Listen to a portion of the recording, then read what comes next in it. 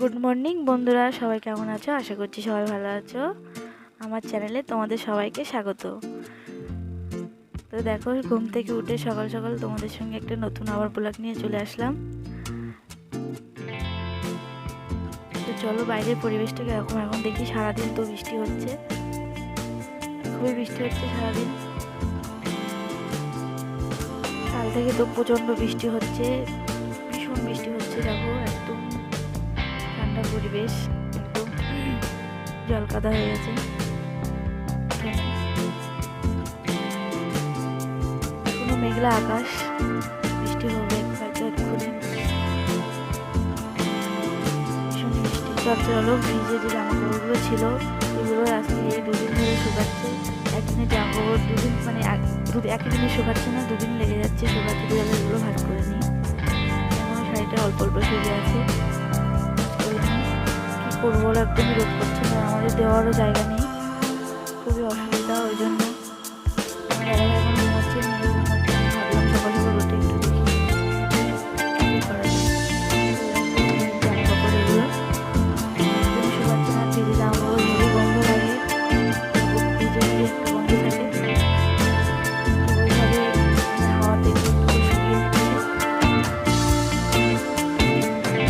কিছু করার নেই, তোমরা আমার সঙ্গে থাকো, দেখতে থাকো। আমি সকালে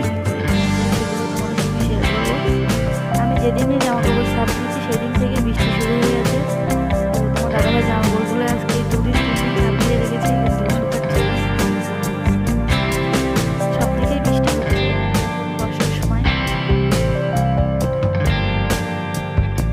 তোমরা দেখতে থাকো আমার ভিডিও, তোমাদের খুবই ভালো লাগবে। আমার সঙ্গে থাকো, সকালে কি করি কি না করি সেটাই তোমাদের সঙ্গে একটু শেয়ার করবো। প্লিজ তোমরা আমার সঙ্গে থাকো, ভিডিওকে স্কিপ করবে না, দেখতে থাকো। তো দেখো বাইরে এসে এই যে বাইরে ছাতাগুলো ছিল সেগুলো এখন বন্ধ করে নিচ্ছি। কালকে তো সারাদিনই বৃষ্টি হয়েছে, এখন একটু ধরন দিয়েছে। দেওয়া ছিল ছাতাগুলো,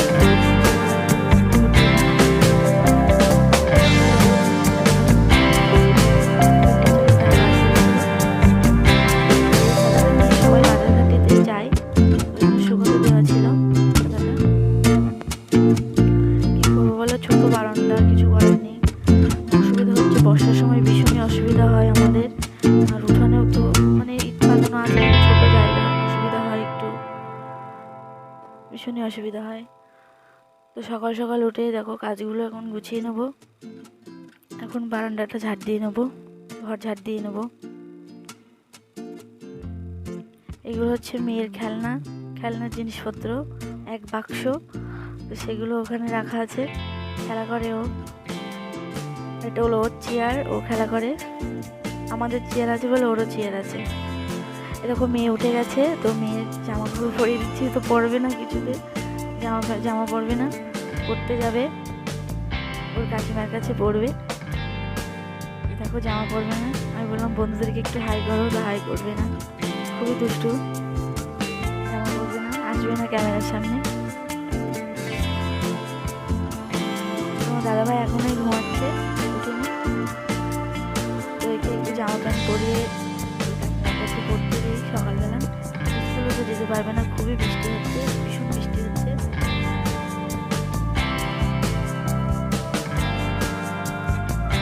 কিছু করার নেই।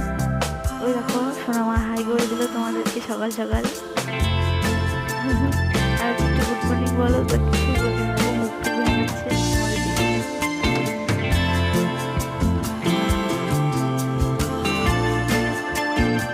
তো জামা প্যান্ট পরিয়ে এবার ঘর বারান্দাগুলো ঝাঁটিয়ে নেবো। পাশে ঘর বারান্দা ঝাঁটিয়ে নিই, পাশে ঘর বারান্দা ঝাঁটিতে হবে। বেলা হয়ে গেলে আমার হবে না, পাশে ঘর বারান্দা ঝাঁটিয়ে হবে। রোদ পড়ে গেলে পাশে ঘর বারান্দা বেরোতে নকল লাগা হবে।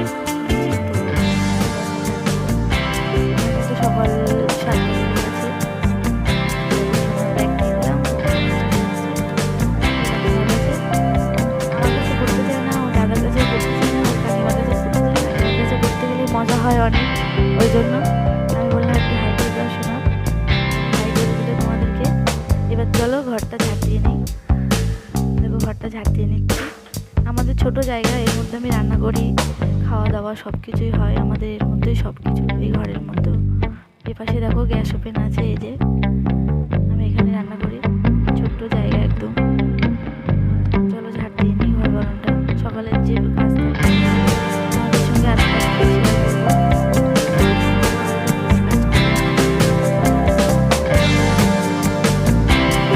সবাই হয়তো ভাববে ছোট জায়গা আছে, কিছু করার নেই, ছোট্ট জায়গা আমার। আর তোমার দাদাভাই তখন ঘুম থেকে উঠেনি, বিছানা গোছাতে পারছি না, দাদাভাই এখনো ঘুমাচ্ছে। আর মেয়ে তো পড়তে চলে গেলো, মেয়ে আমাদের কাছে থাকে না, মেয়ে ওর দাদু দিদির কাছে থাকে, কোনোদিনই আমার কাছে থাকে না। যেটুকু আমার কাছে ঘুম পড়ে, পরে উঠে তো দাদু দিদির কাছে চলে যায়, আমার কাছে শুতে যায় না একদম। বাবার কাছে আমার কাছে থাকেই না কিছুতে। যদি বলি যে আজকে আমার কাছে থাক একটু, তুই না থাকলে ভালো লাগে না, তো থাকবেই না, কিছুতেই থাকবে না। তো চলো এবার উঠোনটা ঝাড় দিয়ে নিই, বাসি উঠোন। দেখো এই যে উঠোনটা ঝাড় দিয়েছি, উঠোনটা আমাদের ইট পাতানো আছে। তো যখন গাড়ি ঢোকায় তখন যে পাতাগুলো পড়ে থাকে সেগুলো একদম চেপে যায়, একদম মানে বসে যায়। তো এই জল কাদায় তুলতে গেলে খুবই অসুবিধা হয় পাতা। দেখো, আর আমাদের বাড়ি তেমন একটা গাছ নেই, আমাদের একটা পেয়ারা গাছ আছে, আর যত পাতা নাতা আছে সব ওই পাশের যে বাড়ি তাদের বাড়ির পাশে লেবু বাগান আছে, অনেক কিছু গাছ আছে, জিবলি গাছ আছে, সেই সব গাছেরই পাতা। আমাদের বাড়ি শুধু একটাই পেয়ারা গাছ, তো সে খুবই কম পাতা পড়ে, কিন্তু লোকের বাড়ির পাতা ঝাড় দিয়ে দিয়ে মরণ হয়ে গেল আমার। কি করবো বলো, তো পাতা উঠছে না একদমই। আর এই ভিজে উঠোন ঝাড় দিতে গেলে খুবই অসুবিধা হয়, শুকনো উঠোন হয় স্যাঁত স্যাঁত করে ঝাড় দিয়ে নিয়ে একদম ভালো লাগে ঝাড় দিতে, আর এই ভিজে উঠোন ঝাড় দেওয়া যায় না। আর আমাদের একটুখানি উঠোন, দেখো এপাশে তোমার দাদাভাইয়ের বাইক, এপাশে আমার দেওরের টোটো, আর ও সাইডে গাড়ি আছে, আর ওই যে সামনে দিয়ে রাস্তা, রাস্তা বলতে আমাদের উঠোন দিয়ে কাকা শ্বশুরা যায়, ওই মাঝখান দিয়েই সবার রাস্তা হবে, তো উঠোনের মাঝখান দিয়ে।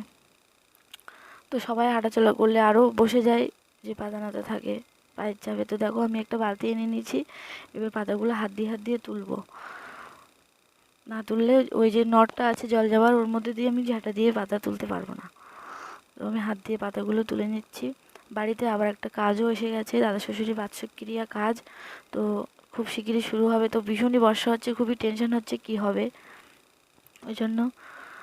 তো দেখো বাজার থেকে তোমার দাদাভাই মাছ নিয়ে এসছে, তেলাপিয়া মাছ, তো সেগুলোই এখন কেটে নিচ্ছি দুপুরে রান্নার জন্য।